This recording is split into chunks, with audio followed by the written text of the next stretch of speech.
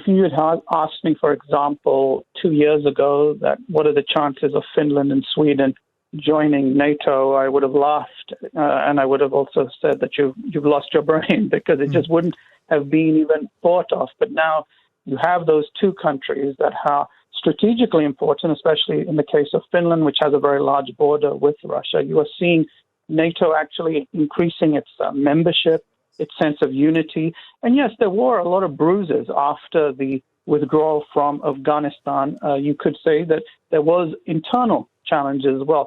Russia's invasion of Ukraine has created a much stronger sense of solidarity, more than I have ever seen in the last decade.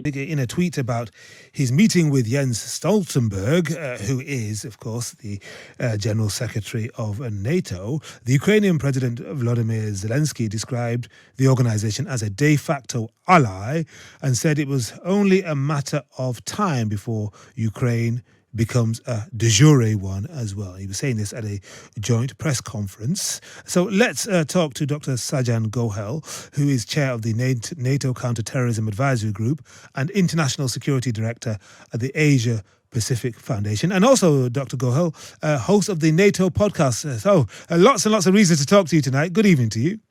Good evening to you. Now, how significant would you say this meeting was, and what they said at the press conference? Well, it's very significant. It's also important for optics as well. The fact that you had the NATO Secretary General Jens Stoltenberg in Ukraine showing that solidarity with the Ukrainian President Volodymyr Zelensky demonstrates, hopefully, the long-term commitment that NATO has in continuing to support Ukraine, not just with words, but also with actions as well, in terms of continuing to provide military support, weapons, arms, supplies as well. So even though there are these concerns that in Ukraine that some Western nations are beginning to lose their enthusiasm and support for Ukraine, this hopefully reminds everybody that that commitment remains. Well, especially given that last week, President Zelensky was at the UN General Assembly. He was also in Washington. He was in Canada as well. And we had all these announcements about extra high-tech weapons going into the hundreds of millions or indeed, billions. But at the same time, we had this announcement from the Poles that after the current shipment of weapons arrives, there's going to be no more. Well, keep in mind also that Poland has done a considerable amount for Ukraine. They've taken hundreds of thousands of refugees that have had to flee their homes. They have provided considerable tangible support as well, not just economic, but also military as well. Right now, I think there are an issue of some disputes, such as over grain supplies, but I don't think this is anything too problematic. It will resolve itself. Perhaps what was a little bit more challenging was the recent trip by President Zelensky to Canada when he was addressing the Canadian Parliament. And somewhat embarrassingly, the Canadian Parliament invited Yaroslav Hunka to attend, and he was an individual who was in the 14th Waffen SS Grenadier Division, which was a voluntary unit made up mostly of ethnic Ukrainians under Nazi command, and the whole Canadian Parliament applauded him. That was exploited by Russia, because obviously the visuals of that were absolutely devastating. So hopefully in some ways we're seeing Jens Stoltenberg's presence in Ukraine providing a much better optic and a better sense of that support and solidarity that Ukraine desperately needs. I mean, NATO has really stepped up and assisted Ukraine, but you might say that this whole conflict has helped NATO. They've got new members, and remember, just 4 or 5 years ago, one of their key members, the president of France, Macron, said it was brain dead. Nobody's saying that anymore.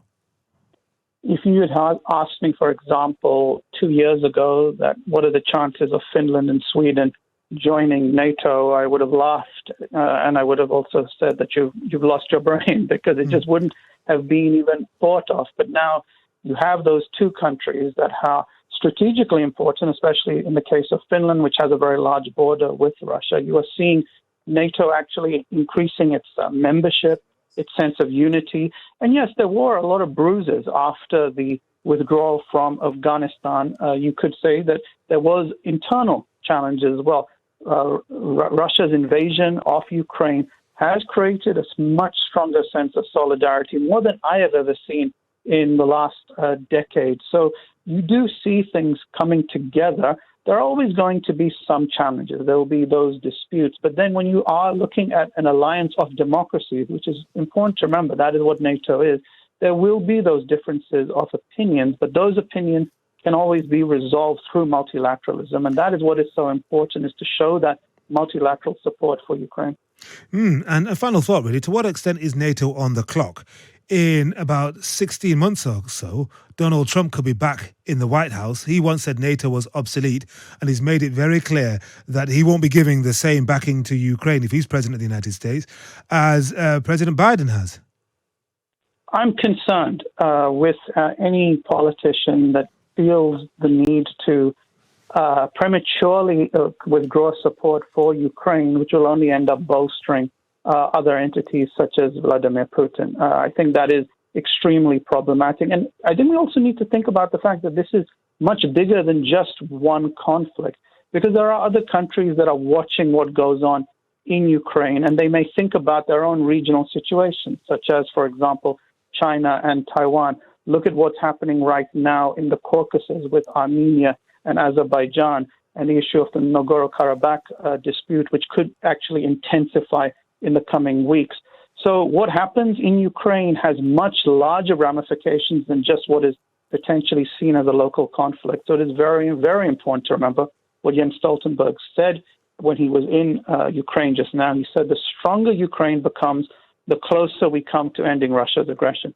Yeah, I see this as well. Every meter that Ukrainian forces regain is a meter that Russia loses. Dr Sajjan Gohel, chair of the NATO Counter-Terrorism Advisory Group, thank you very much indeed for joining us on Times Radio.